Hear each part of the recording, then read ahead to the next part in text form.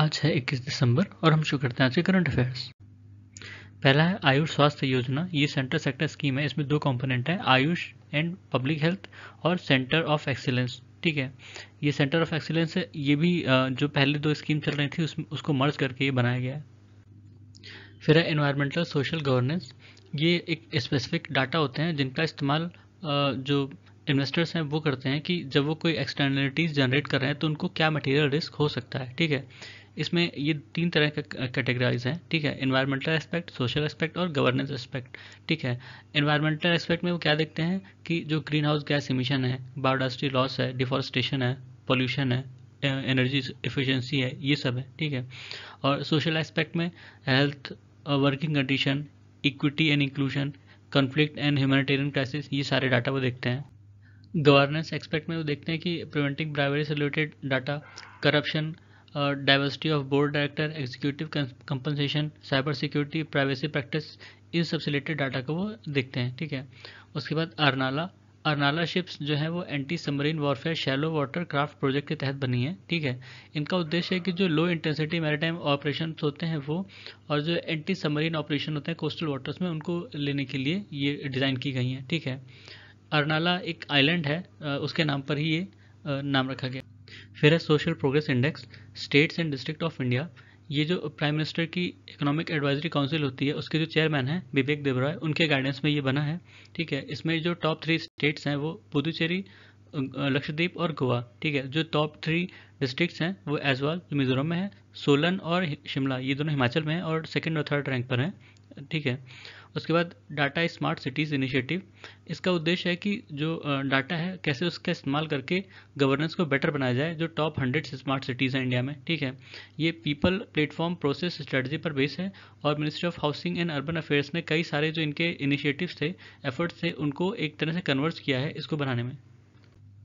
फिर है इंडिया से 3 नई साइट्स को यूनेस्को की टेंटेटिव लिस्ट में डाला गया है। ठीक है, टेंटेटिव लिस्ट वो होती हैं जहाँ से मतलब जो वर्ल्ड हेरिटेज साइट्स होती हैं उसके लिए चुना जाता है।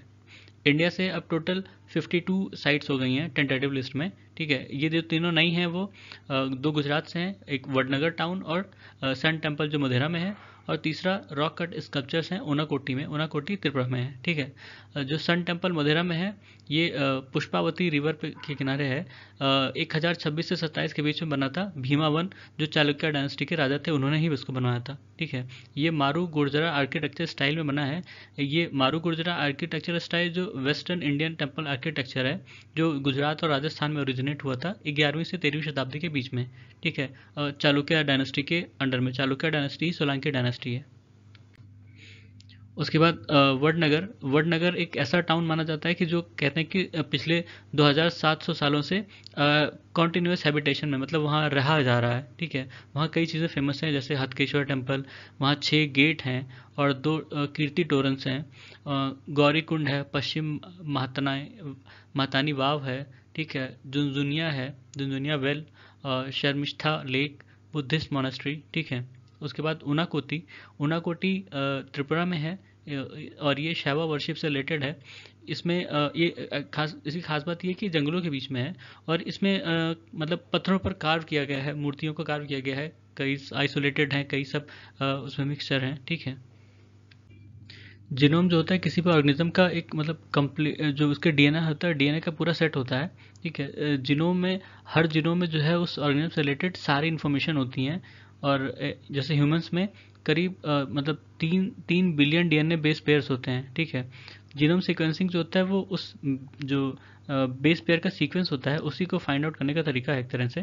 ठीक है, जैसे अपने डीएनए में एडेनिन, थाइमिन, साइटोसाइन और गुआनाइन ये होते हैं बेस पेयर्स। ठीक है, ये दो के मतलब एक कॉम्बिनेशन में होते हैं, एडेनिन, थाइमिन और साइटोसाइन और गुआनाइन। ठीक है, इन्हीं के कॉम्बिनेशन में ये चलता है और इसी को सीक्वेंस करने के लिए अलग अलग टेक्नोलॉजी है।